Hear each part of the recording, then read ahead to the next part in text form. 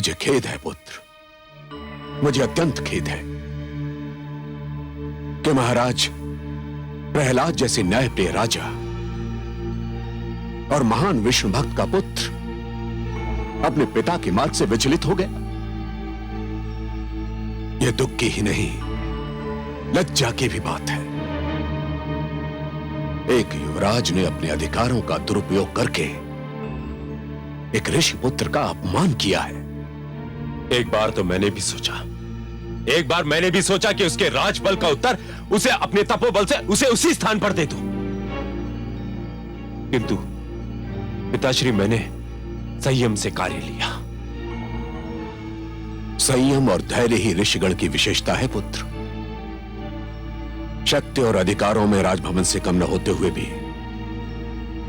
ऋषि आश्रम का गौरव इसी में है कि यहां सत्ता और लालसा का राज नहीं होता। परंतु यह न समझ लेना कि मैं इस अपमान को सह जाऊंगा, क्योंकि मात्र मेरे पुत्र की बात होती तो मैं मौन धारण कर लेता। परंतु बात इससे आगे बढ़ चुकी है। बात यहां पहुंची है कि क्या राजभवन इतनी सरलता से ऋषि आश्रम को ललकार सकता है, उसकी अवहेलना कर सकता है? बताओ। विरोचन दीपावली को लेकर कहां गया है पुत्र? जाते समय उसने कहा था कि ऋषि वत्स की पुत्री दीपावली को दैत्य गुरु शुक्राचार्य के आश्रम में रखेगा। इसका अर्थ यह हुआ पुत्र, यह विश्वासपूर्वक नहीं कहा जा सकता कि महाराज प्रहलाद को इस घटना की सूचना है भी या नहीं। परंतु इससे कोई अंतर नहीं पड़ता। एक राजा को अपने राज्य में होने वाली हर प्रिय और अप्रिय घटना की जानकारी होना अनिवार्य है। मैं सप्त ऋषियों की एक सभा बुलाऊंगा और महाराज प्रहलाद को उसमें उपस्थित होना होगा और अपने पुत्र के दुष्कर्म के लिए उत्तर देना होगा। पुत्र सुधन्वा, तनिक भी चिंता न करो। वत्सपुत्री दीपावली मात्र तुम्हें प्राप्त होगी, मात्र तुम्हें।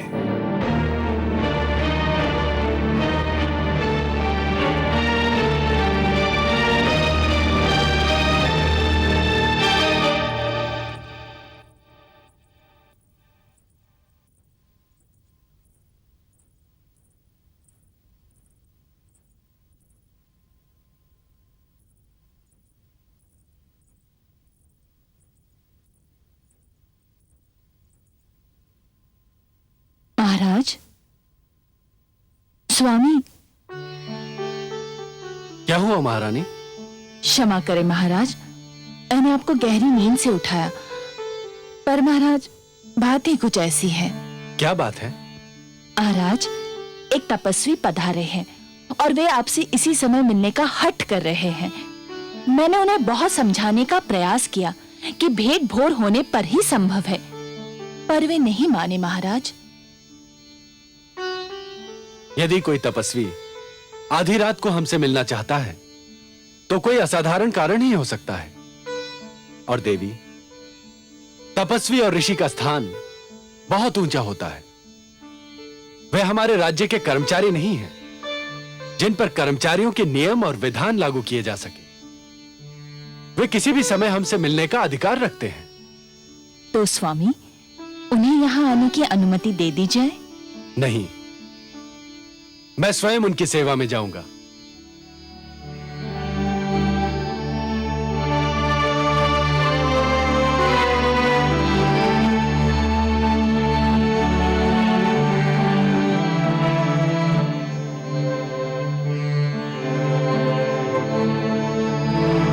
प्रणाम।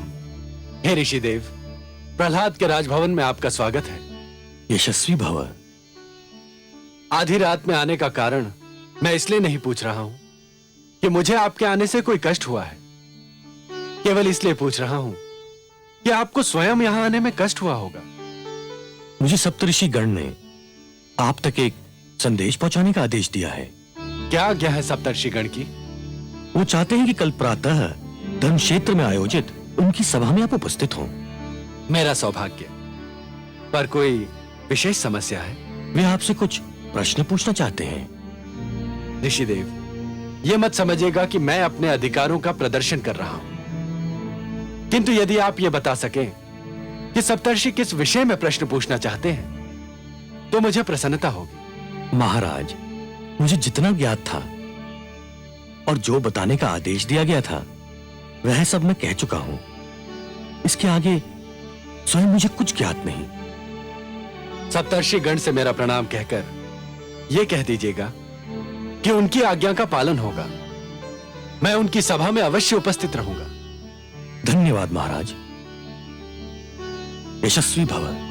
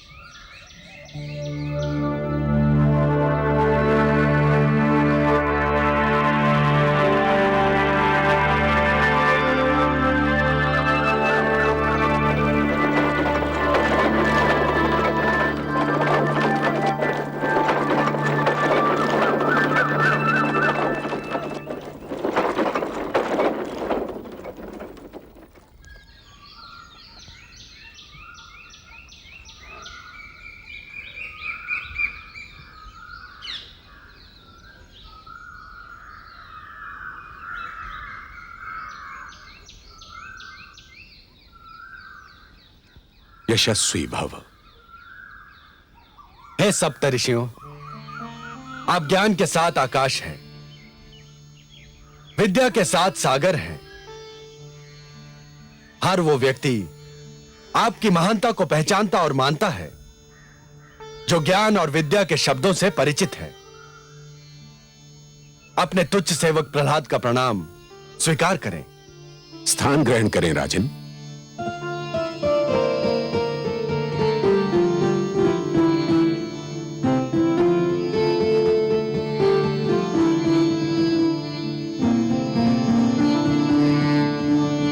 हे ऋषिगण, यद्यपि आपके समक्ष आना, आपका सत्संग पाना अपने भीतर ही सौभाग्य और गौरव का विषय है, परंतु आपके अन्यथा शांत दिखाई देते ज्ञानी मुखों पर चिंता और दुख के लक्षण देखकर मैं ये प्रश्न पूछने का साहस कर रहा हूं कि क्या कोई संकट है, कोई समस्या है? यदि है तो मुझे आदेश दीजिए। ईश्वर ने चाहा तो मैं उस समस्या का अवश्य समाधान करूंगा। सम्राट प्रहलाद, क्या आपको ज्ञात है कि आपके राज्य में अपहरण की एक अप्रिय और लज्जाजनक घटना घटी है? नहीं ऋषिगण, मुझे इस बात का ज्ञान नहीं है, परंतु आप कह रहे हैं तो सत्य ही होगा। यह सत्य है राजन। अपहरण एक अक्षम्य अपराध है। मुझे दुख है कि मेरे राज्य में ऐसी अप्रिय घटना घटी और मुझे उसका ज्ञान नहीं। किसने किया है यह अपराध, यह दुष्कर्म? कृपया मुझे उसका नाम बताइए। उसका नाम सुनकर आपको और भी दुख होगा। मैं फिर भी अनुरोध करूंगा कि आप मुझे उसका नाम बताएं। तो सुनिए, उस अपहरणकर्ता, उस अपराधी का नाम युवराज विरोचन है। युवराज विरोचन? नहीं, ये असंभव है। आप हमारी बात पर संदेह कर रहे हैं महाराज? नहीं ऋषिगण, मैं तो केवल अपने आश्चर्य और दुख का प्रदर्शन कर रहा था। विरोचन ने यह अपराध किया है, यह मेरे लिए बहुत ही लज्जा और दुख का विषय है। अपराध की गंभीरता इस सत्य से और भी बढ़ जाती है कि युवराज ने एक ऋषि पुत्री का अपहरण किया है। ऋषि पुत्री का? हे ईश्वर, किस ऋषि पुत्री का अपहरण किया है उसने? ऋषिवत्स की कन्या दीपावली का अपहरण। आपके पुत्र विरोचन ने उनकी कुटी में जाकर दीपावली का अपहरण किया है राजन। सबसे पहले तो मैं आप सब से, विशेषतः ऋषि अंगीरा से, इस अप्रिय घटना और इस घोर अपराध के लिए क्षमा मांगता हूं। हम ये जानना चाहते हैं कि आप इस विषय में क्या करेंगे।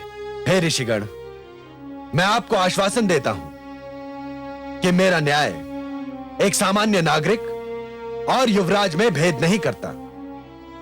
इस विषय में भी न्याय होगा और उचित न्याय होगा। मुझे आज्ञा दीजिए, मैं एक क्षण भी विलंब नहीं करना चाहता।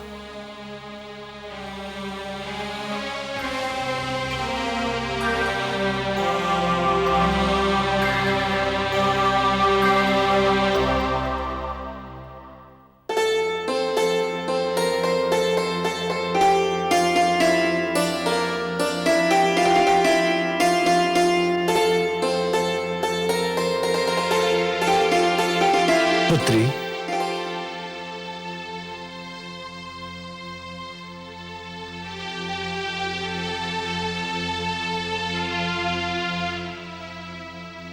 आयुष्मान भव पुत्री। यदि मुझे अनुमान लगाने में भूल नहीं हो रही है तो तुम ऋषि वत्स की पुत्री दीपावली हो। और यदि मुझसे अनुमान लगाने में भूल नहीं हो रही है तो आप कोई और नहीं, युवराज विरोचन के पिताश्री सम्राट प्रहलाद हैं। तुम्हारा अनुमान बिल्कुल सत्य है पुत्री। प्रणाम सम्राट। मेरे नेत्र सौभाग्यशाली हैं कि उन्हें महान विष्णु भक्त सम्राट प्रहलाद के साक्षात दर्शन प्राप्त हुए। परंतु इस समय आने का कष्ट किया है तो लक्ष्य केवल मुझे दर्शन देना तो नहीं हो सकता। तुम्हारा यह अनुमान भी सत्य है पुत्री। मैं तुम्हें यहां से ले जाने आया हूं। तुम्हें मेरे साथ चलना होगा। जो आज्ञा सम्राट। चलो पुत्री। रुक जा पुत्री।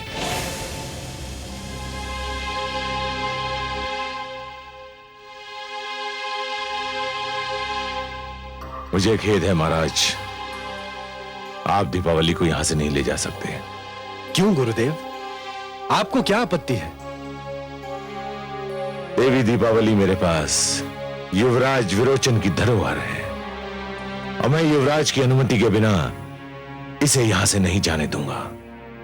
युवराज विरोचन इस कन्या को इसकी अनुमति के बिना यहां ले आए थे, जो एक अनुचित कार्य था।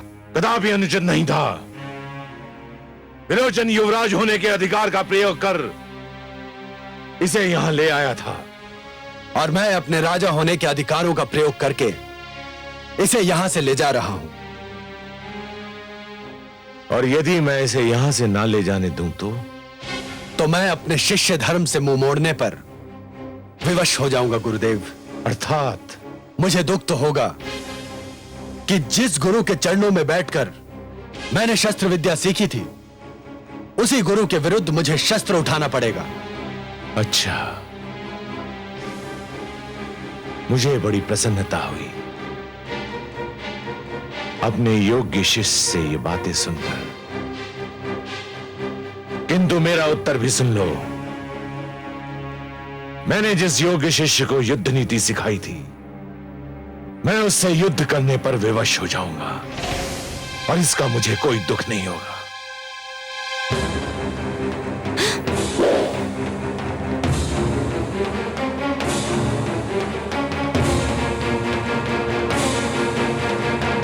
रुक जाइए गुरुदेव, रुक जाइए महाराज। यदि मेरे कारण मेरे पिता और गुरु को एक दूसरे के विरुद्ध शस्त्र उठाना पड़े तो यह मेरा अत्यंत दुर्भाग्य होगा। चलो पुत्री। पिताश्री, आप दीपावली को कहां ले जाना चाहते हैं? मैं दीपावली को तुमसे उस समय तक दूर रखना चाहता हूं जब तक वो स्वयं अपने भविष्य के विषय में कोई निर्णय न कर ले, और तब तक तुम मुझसे नहीं मिल सकते। यह अन्याय है महाराज। आप ही ने इस विरोचन को युवराज बनाया था और विरोचन युवराज है, और युवराज को किसी भी स्थान पर किसी से भी मिलने का पूर्ण अधिकार है। विरोचन अब युवराज नहीं है गुरुदेव। निर्णय हो जाने तक मैं युवराज के समस्त अधिकारों को स्थगित करने की घोषणा करता हूं। चलो पुत्री।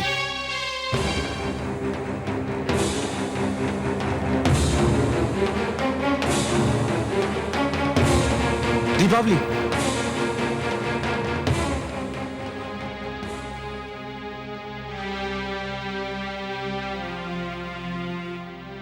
भूल मेरी थी। मुझे चाहिए था कि दीपावली के यहां आते ही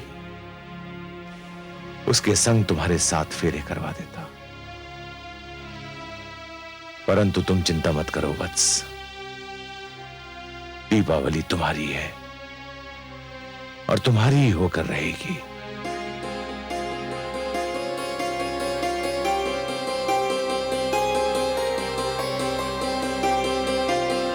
जीवन में यह समस्या किसी के भी समक्ष आ सकती है पुत्री, परंतु ये जिसकी समस्या हो उसी को सुलझानी भी पड़ती है। तुम्हें भी किसी एक ही तट, किसी एक ही डगर का चुनाव करना पड़ेगा। जीवन यात्रा 2 नौकाओं पर संभव नहीं। जानती हूँ महाराज। जानती हो तो फिर मेरे पुत्र विरोचन और ऋषि पुत्र सुधन्वा में से किसी एक को क्यों नहीं चुन लेती? युवराज विरोचन कल राजा बनेंगे, सारी धरती पर उनका राज होगा। और ऋषि पुत्र सुधन्वा भी कल महान ऋषि बनेंगे, आकाश पर उनका राज होगा। अब आप ही बताइए महाराज कि धरती और आकाश में मैं किसे चुन लूं और किसे ठुकरा दूं? परंतु यह तो असंभव है देवी कि इन दोनों में से किसी एक में कुछ कम कुछ अधिक ना हो। तुम सोचोगी तो इन दोनों में से किसी एक में कोई ऐसा दोष, कोई ऐसा गुण तुम्हें अवश्य मिल जाएगा जो दूसरे में ना हो। मैं सोच सोच कर हार गई हूँ, परंतु विश्वास कीजिए मैंने दोनों में से किसी में भी कुछ कम या कुछ अधिक नहीं पाया। मैं तो चकरा कर रह गई हूँ महाराज। मैं बताता हूं तुमको देवी, विरोचन में एक दोष है। क्या? वो तुम्हें तुम्हारी सहमति के बिना तुम्हारे आश्रम से ले आया। उसे इसका अधिकार नहीं था। उसके इस अनुचित कार्य से तुम्हारी दृष्टि में उसकी महत्ता कुछ कम नहीं हुई। यह सत्य है महाराज कि जब उन्होंने मेरी कुटिया में आकर मुझे साथ चलने को कहा तो एक पल के लिए मुझे धक्का लगा, मैं भयभीत भी हो गई। परंतु जब उन्होंने मुझे पूरे आदर सम्मान के साथ गुरु शुक्राचार्य के आश्रम में रखा और उस आश्रम में भी मुझे उतना ही आदर सत्कार मिला, तो मैं जान गई कि युवराज केवल युवराज ही नहीं पर एक चरित्रवान व्यक्ति है। लालसा और वासना जिनके पास भटक भी नहीं सकती।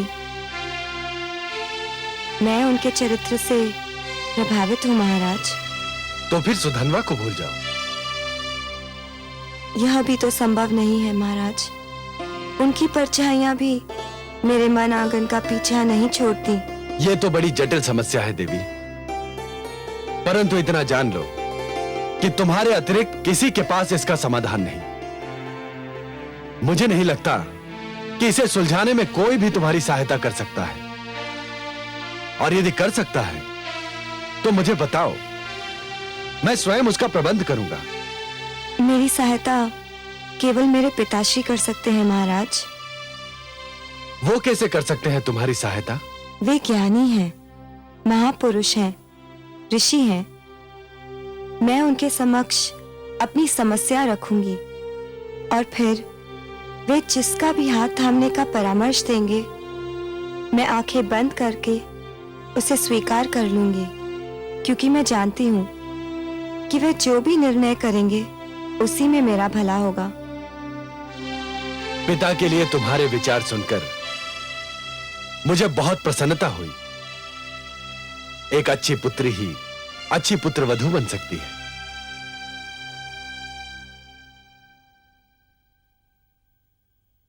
सम्राट की जय हो। ऋषिवर वत्स पधारे हैं, आपसे भेंट करना चाहते हैं। अरे पुत्री, ये तो बड़ी शुभ घड़ी है। इस समय कुछ और भी मांगा होता तो अवश्य मिल जाता। ऋषिवर बहुत उत्तम समय पधारे हैं, उन्हें पूरे आदर और सम्मान सहित यहां ले आओ।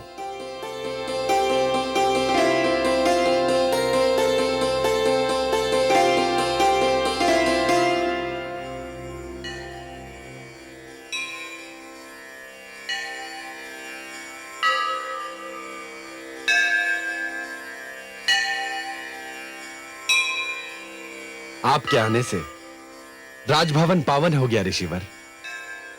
अपने सेवक प्रहलाद का सादर प्रणाम स्वीकार करें। यशस्वी भव सम्राट। आपकी पुत्री आपके लिए बहुत व्याकुल हो रही थी ऋषिवर। मैं जानता हूं महाराज, और ये क्यों प्रतीक्षा कर रही थी वो भी जानता हूं। मैं सारी कहानी जान चुका हूं। कितना सुंदर होगा ऋषिवर यदि अपने चरम बिंदु पर पहुंचे इस कहानी का परिणाम आप बताएं। मैं? हाँ ऋषिवर, जब आपने कहानी सुन ही ली है तो किसी निष्कर्ष पर भी अवश्य पहुंच गए होंगे। हाँ, निष्कर्ष पर तो पहुंच ही गया हूं महाराज। धन्य है। किस निष्कर्ष पर पहुंचे आप? मैं इस निष्कर्ष पर पहुंचा हूं महाराज कि मेरी पुत्री जो भी कह रही है वह अक्षरशः सत्य है, सर्वथा सत्य है, और सत्य के अतिरिक्त कुछ भी नहीं है। अर्थात? महाराज, मैंने जब सारा वृत्तांत सुना और अपनी पुत्री की उलझन को जाना तो मैंने भी समस्या को हर दृष्टिकोण से देखने का प्रयास किया। युवराज विरोचन और ऋषिपुत्र सुधन्वा दोनों की हर प्रकार की तुलना की, दोनों को जीवन की हर कसौटी पर परखने का प्रयत्न किया, और फिर उसके बाद अपने आप को उसी स्थान पर पाया जहां पर मेरी पुत्री खड़ी है। हां महाराज, मैं निर्णय नहीं कर सका कि युवराज विरोचन और ऋषिपुत्र सुधन्वा में से कौन बड़ा है और कौन छोटा, कौन कम है और कौन अधिक। यह समस्या तो उलझती ही चली जा रही। इस उलझी हुई डोर का कोई भी सिरा हाथ में आ ही नहीं रहा है। मुझे विश्वास था, और मुझे क्या आपकी पुत्री को भी विश्वास था कि आपके आने से समस्या सुलझ जाएगी, परंतु आपने तो इसे और भी उलझा दिया। क्या दीपावली का जीवन बिना मांझी के उस नौका के भांति है जो बीच धारा में अटकी रहेगी? मैं स्वयं भी यही सोच सोचकर अधीर हो रहा हूं महाराज। परंतु करना क्या चाहिए, इसका उपाय क्या है? मुझे तो कोई उपाय नहीं सूझता। मैंने एक उपाय सोचा है महाराज। क्या? यदि यह आपकी पुत्री होती तो? मेरी पुत्री? क्या कहना चाहते हैं आप? मैं ये कह रहा हूं महाराज कि आप सम्राट हैं, जीवन की बहुत सी विषमताओं के विषय में आपका ज्ञान अधिक है। आप स्वयं दीपावली को अपनी पुत्री मानकर इसका कन्यादान कर दें। विरोचन और सुधन्वा में से जिसको भी योग्य समझे चुन ले। हम दोनों आपके इस निर्णय को निसंकोच होकर स्वीकार कर लेंगे महाराज। बहुत कठिन परीक्षा ले रहे हैं आप मेरी। सारा संसार जानता है कि मैं सदा अपने पिता के प्रेम को तरसता रहा, परंतु मुझे उस सागर से एक बूंद भी नहीं मिली। इसी कारण मैं अपनी संतान पर अपने मन का प्यार बरसा देना चाहता हूं, अपने पिताश्री के अंश का प्यार भी। क्या ऐसा पुत्र प्रेमी ऐसी स्थिति में न्याय कर पाएगा जिसमें स्वयं उसका पुत्र एक पक्ष हो? क्यों नहीं कर सकता महाराज। सारा संसार यह भी तो जानता है कि पुत्र से प्रेम करने वाले सम्राट प्रहलाद न्याय से भी उतना ही प्रेम करते हैं। और सुधन्वा जो दूसरा पक्ष है, क्या वो भी मान लेगा?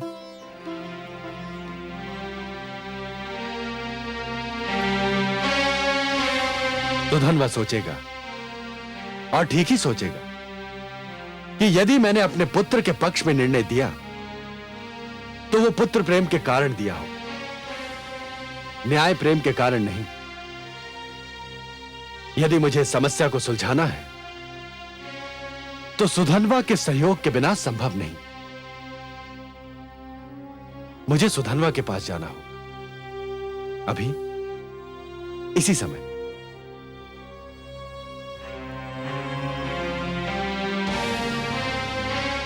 सब शुभ होगा पुत्री, सब शुभ होगा। देखा कमल नयन, वही हुआ जिसका मुझे भय था।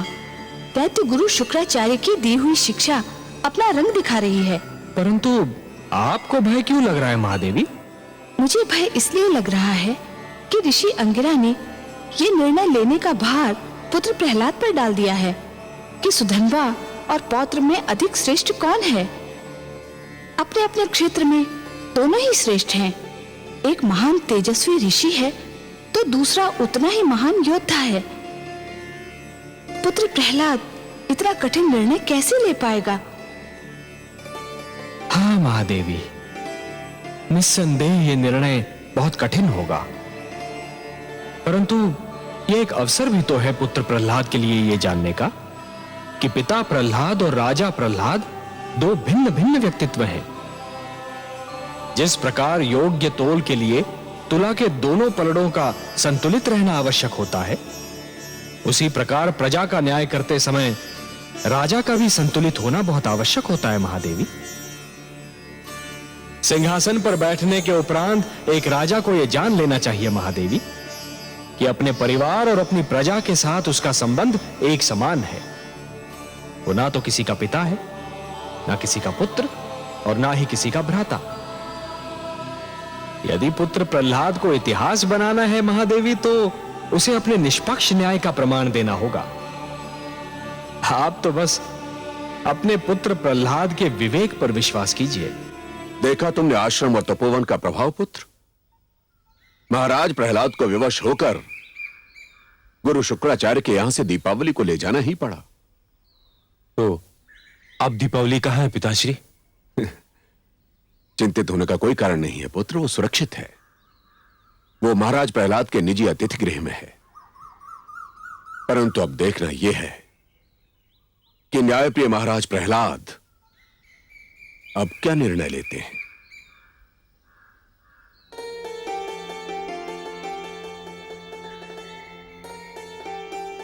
सेवक प्रहलाद आपको कोटि कोटि प्रणाम करता है। तेजस्वी भाव। हे ऋषि पुत्र सुधनवा, आप भी मेरा प्रणाम स्वीकार करें। यशस्वी भव। आपको यह सूचना तो मिल ही गई होगी कि देवी दीपावली अब कुलगुरु शुक्राचार्य के आश्रम में नहीं, पिता के संरक्षण में है। मैं आपसे, विशेषतः सुधनवा से एक अनुमति लेने आया हूं। अनुमति? मुझसे किस बात की अनुमति चाहिए आपको राजन?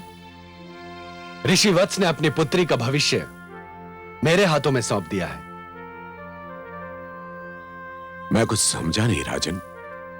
उन्होंने मुझे आदेश दिया है कि उनकी पुत्री दीपावली के भविष्य का निर्णय मैं करूं। दीपावली जिस असमंजस में फंस गई है, उसे उस असमंजस से बाहर मैं निकालूं। उसके पति के रूप में विरोचन और सुधनवा में से किसी एक को मैं चुनूं। अर्थात आप अपना निर्णय सुनाने आए हैं राजन? नहीं ऋषि, इस विचित्र समस्या के दो पक्ष हैं।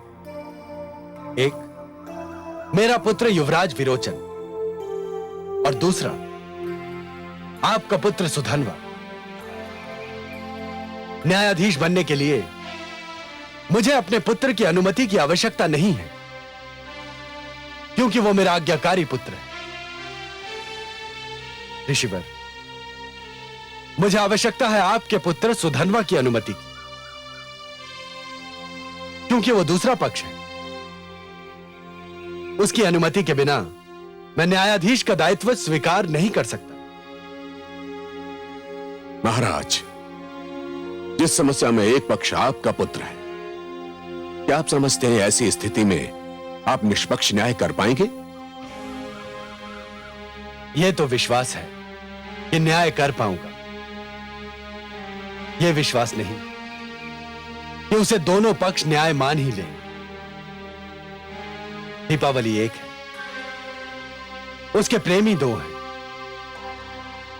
दीपावली को बांटा नहीं जा सकता, उसे विभाजित नहीं किया जा सकता। वह किसी एक को ही मिलेगी, और जिसे न मिली वो मेरे न्याय को न्याय ही मान ले, इस पर मुझे संदेह है। ऋषिपुत्र सुधन्वा, क्या आपको मेरा न्यायाधीश बनना स्वीकार है?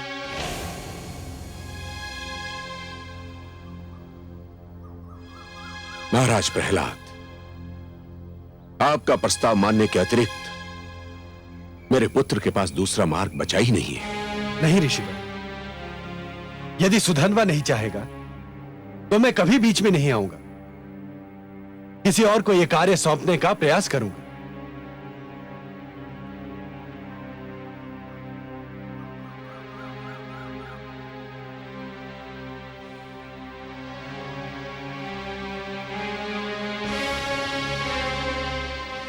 मुझे स्वीकार है राजन।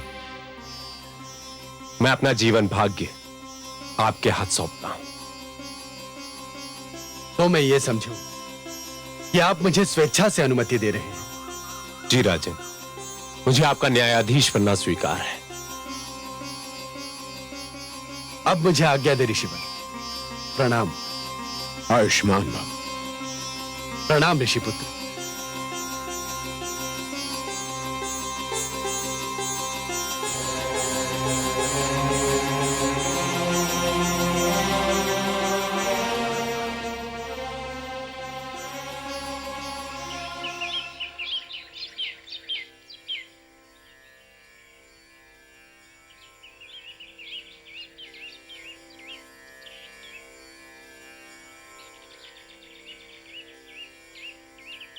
प्रणाम गुरुदेव। आयुष्मान भव। आपने मुझे स्मरण किया था गुरुदेव? हाँ वत्स, मैंने तुम्हें बुलाया था। आज्ञा दीजिए गुरुदेव।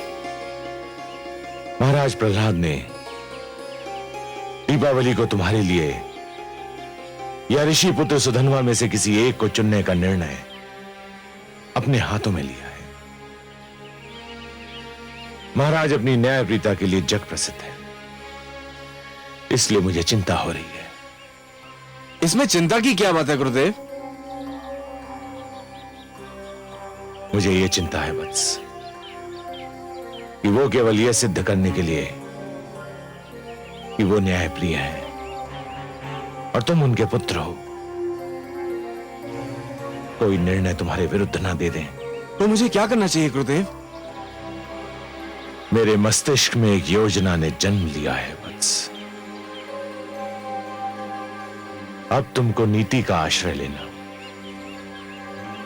महाराज प्रहलाद पर दबाव बढ़ाने के लिए तुम्हें अपनी दादी श्री राजमाता कायाधु के पास जाना चाहिए। राजमाता तुमसे बहुत स्नेह करती है और महाराज उनसे बहुत प्यार करते हैं। यदि राजमाता तुम्हारे पक्ष में हो गई तो महाराज विवश होकर तुम्हारे पक्ष में निर्णय देंगे।